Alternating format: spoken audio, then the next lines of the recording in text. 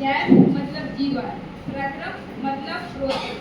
जीवन में प्रोसेस जो होता है, हम अगर अपने आसपास देखते हैं तो हम बहुत तरह के जीव पाते हैं, छोटे से छोटा जीव और बड़े से बड़ा जीव, बैक्टीरिया से लेकर व्हेल तक देखते हैं।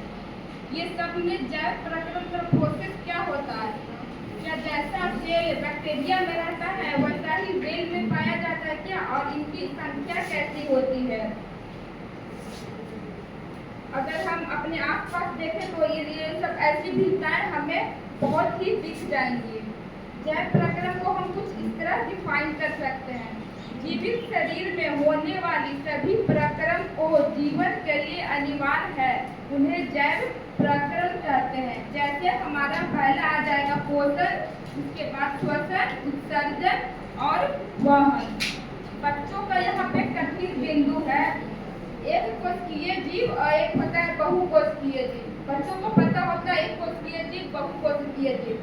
क्या दोनों में प्रक्रम जो पोषण होता है एक ही प्रकार से होता है क्या? तो इसका जवाब एक्टिविटी के दौरान दिया जाता है नहीं। एक कोशिकीय जीव एक कोश से बना होता है, उनका शरीर हम देखते हैं जो बहुत ही बेसिक होता है और उनका बॉडी का जो स्ट्रक्चर होता है वातावरण में रहता है, पानी में रहता है। उसके कारण उनमें जो गैसों का आदान प्रदान और भोजन जो होता है उनके बॉडी के सतह से कांटेक्ट होने के कारण विसरण प्रक्रिया द्वारा हो जाता है। सेकेंड क्वेश्चन है, तो क्या हम लोग में ही विसरण प्रक्रिया होता है क्या? हम लोग बोलेंगे नहीं। बहुकोशिकीय जीव एक जटिल जीव होते हैं, इनमें कई तरह की क्रियाएं होती हैं जो हमें हर समय होती हैं। प्रत्येक क्रिया के लिए अलग अलग अंग होते हैं। पोषण के आधार पर हम जीवों के दो भागों में बांट सकते हैं, एक होते हैं स्वपोषी और एक होते हैं परपोषी। बच्चे इस चीज को जानते हैं, स्वपोषी उन्हें कहते हैं वैसा जीव जो अपना भोजन खुद ही बना ले।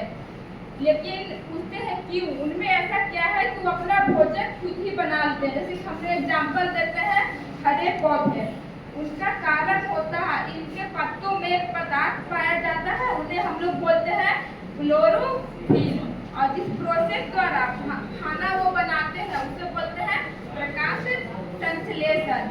आगे का है सेकंड है परपोषी, वैसे जीव जो अपने खाने के लिए दूसरे जीवों पर निर्भर रहते हैं उन्हें हम लोग बोलते हैं परपोषी। वैसे मैं परपोषी में देखूं तो बहुत सी सारी चीजें आ जाएंगी। फर्स्ट हम लोग आ जाएंगे, जानवर आ जाएगा, कौवा, अमरपेट, मशरूम, बैक्टीरिया, ये सारे परपोषी में ही आएंगे। लेकिन इनका खाना खाने का तरीका अलग है, इसलिए इनको मेनली 3 भागों में बांटा गया है। फर्स्ट है मृतोपजीवी। मृतोपजीवी जैसा कि नाम बता रहा है, वैसे जीव जो किसी दूसरे के मृत शरीर पे निर्भर रहते हैं उन्हें बोलते हैं मृतोपजीवी। जैसे कि मशरूम, बैक्टीरिया और हमारे वल्चर, जिसको इन्वायरमेंट का फ्रेंड बोला जाता है। एक्चुअली इसमें होता क्या है, कोई अगर शरीर मरा पड़ा है तो उस पे उनके शरीर को बैक्टीरिया विघटन करके उनमें जो नाइट्रोजन, कार्बन और खनिज पदार्थ होते हैं वो वापस हवा में चले जाते हैं और वही सब चीज प्लांट दोबारा यूज करते हैं अपना भोजन बनाने के लिए। सेकेंड है परजीवी। बच्चों को यहाँ पे ज्यादा दिक्कत होता है, एक है मृतोपजीवी, परजीवी। दोनों है कि दूसरे पे ही निर्भर रहता है, पर इसमें एक अंतर है। मृतोपजीवी दूसरे के मरे शरीर पर निर्भर रहता है, लेकिन परजीवी दूसरे के जिंदा शरीर पे निर्भर रहता है। जैसे कि हमने आसपास में देखा होगा कौवे को आपने देखा होगा किसी गाय या भैंस के वो कान से कुछ निकाल के खाते रहता है, वो हमारा परजीवी हो गया। और हमने एक अमरबेल का लत्ता देखा होगा, किसी पेड़ पे वो रहता है, उसे तो लाभ होता है लेकिन उस पेड़ को नुकसान होता है क्योंकि उसे लाइट नहीं मिल पाता है और वह सूख जाता है। और हमारा तीसरा प्रकार है प्राणी सम। प्राणी सम जो हम लोग मतलब वैसे जीव को बोलते हैं जो अपना भोजन ठोस पदार्थ के फॉर्म में लेते हैं, उसको बोलते हैं प्राणी सम। और हमारा तीसरा कठिन बिंदु जो बच्चों को अक्सर नहीं समझ में आता है, इसमें बहुत कंफ्यूज होते हैं, वो है श्वसन। श्वसन क्या होता है बच्चों को नहीं समझ में आता।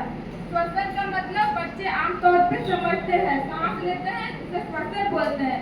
नाम से ऐसा ही कुछ प्रतीत हो रहा है, सांस ले लो तो श्वसन बोलेंगे, लेकिन एक्चुअली वैसा नहीं है। हम लोग जब खाना खाते हैं, खाना खाने से सिर्फ थोड़ी ना एनर्जी मिल जाती है, और टूटेंगे तभी एनर्जी मिलेगी ना। इसी प्रोसेस को श्वसन कहते हैं। बाहर से ऑक्सीजन अंदर जाएगा, खाद्य पदार्थ पे एक्ट करेगा, वो टूटेगा, उस प्रोसेस को क्या बोलेंगे? श्वसन। अब श्वसन भी दो प्रकार का यहाँ होता है। एक श्वसन होगा जो ऑक्सीजन की उपस्थिति में होगा, दूसरा होगा जो ऑक्सीजन की अनुपस्थिति में होगा। तो वैसा श्वसन बच्चों को बताएंगे, ऑक्सीजन जहाँ है वैसा नाम के अनुसार दे देंगे, वायवीय श्वसन बोल देंगे। ऑक्सीजन नहीं है उसको बोल देंगे अवायवीय श्वसन। अभी हम लोग बच्चे को एक चार्ट के माध्यम से बताएंगे कैसे आखिर एनर्जी मिलती है। हम लोग यहाँ से बताएंगे ग्लूकोज है, ग्लूकोज का पहले क्या होगा? ग्लाइकोलाइसिस होगा। इसमें क्या होगा? ग्लाइकोलाइसिस मतलब फूड टूटेगा, लेकिन वो पूरा नहीं टूटेगा, उससे बस बनेगा क्या? 2 ATP एनर्जी